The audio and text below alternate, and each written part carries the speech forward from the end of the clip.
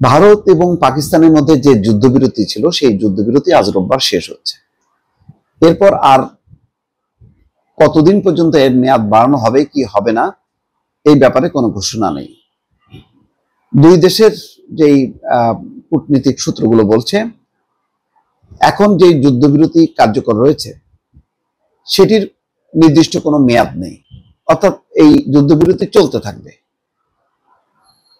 যুক্তরাষ্ট্রের মধ্যস্থতায় এখন এই যুদ্ধবিরতিটা চলছে এবং এই পর্যন্ত দেয়া ছিল। এরপর আর বাড়ানো হবে না আনুষ্ঠানিকভাবে, এবং এটা কবে শেষ হবে তাও কোনো অনির্দিষ্ট। এমন একটা পরিস্থিতি এখন যেটা চলছে, দুই দেশের মধ্যে কূটনৈতিক বাকযুদ্ধ চলছে, কে জিতলো কে হারলো, এবং সারা বিশ্বে জনমত তৈরি করা হচ্ছে। ভারত প্রায় অনেকগুলো টিম করেছে এমপিদের দিয়ে, প্রায় 20-25টি, তারা 30-40টা দেশে যাবে। সেই সব দেশে যে মানে পাকিস্তান যে একটা সন্ত্রাসী রাষ্ট্র, পাকিস্তান যে সন্ত্রাসীদের লালন করে এবং পেহেলগাম ঘটনায় পাকিস্তান যে দায়ী সেটা বোঝানোর চেষ্টা করবে। অন্যদিকে পাকিস্তানও সংসদীয় টিম করে তারাও সেই প্রচেষ্টা চালাবে, এবং ইতিমধ্যে পাকিস্তানের উপপ্রধানমন্ত্রী এবং পররাষ্ট্রমন্ত্রী ইসাকদার চীনে অবস্থান করছেন। সেখানে চীন, আফগানিস্তান এবং পাকিস্তানের কূটনীতিক পর্যায়ে আলোচনা হবে সীমান্ত এবং বাণিজ্য অন্যান্য বিষয় নিয়ে। স্বাভাবিকভাবেই এখন পাকিস্তানের মূল বিষয়টা হচ্ছে যে ভারতকে ঠেকাও, ভারতকে হটাও, এবং যেই পরিস্থিতি তাতে যাতে মানে সীমান্তবর্তী দেশগুলো ঐক্যবদ্ধ হয়। বাংলাদেশ কোনো পক্ষ না হলেও হঠাৎ করে মানে আমদানি পণ্য, বাংলাদেশ থেকে আমদানি পণ্য স্থলপথে নিষেধাজ্ঞা দিয়েছে। এটা একটা সংকেত যে যদি তুমি আমার পাশে না থাকো তাহলে তোমার সাথে আমি বৈরতা চালাবো, এরকম একটা মেসেজ তারা দিল।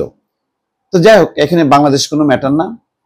এদিকে বলা হচ্ছে যে কয়েকদিনের সামরিক সংঘাতের পর পাকিস্তান ও ভারতের সম্প্রতি যে যুদ্ধবিরতির ঘোষণা দিয়েছে সেটি কোনো মেয়াদ সীমা নেই বলে দুই দেশের কর্মকর্তারা নিশ্চিত হয়েছেন। নবায়ন করা না হলে শিগগিরই যুদ্ধবিরতির সময়সীমা শেষ হয়ে যাবে বলে গুঞ্জনের মধ্যে গতকাল রোববার এমনটা জানিয়েছেন তারা। পাকিস্তানের পররাষ্ট্রমন্ত্রী ইসাকদার বৃহস্পতিবার সিনেটে বলেছিলেন, দুই দেশের সামরিক অভিযান সংক্রান্ত মহাপরিচালকরা ডিজিএমও যুদ্ধবিরতির মেয়াদ 18 মে পর্যন্ত বাড়ানোর বিষয়ে সম্মত হয়েছেন। তার এই বক্তব্যের পর গুজব ছড়িয়ে পড়েছিল রোববার যুদ্ধবিরতির মেয়াদ শেষ হতে পারে।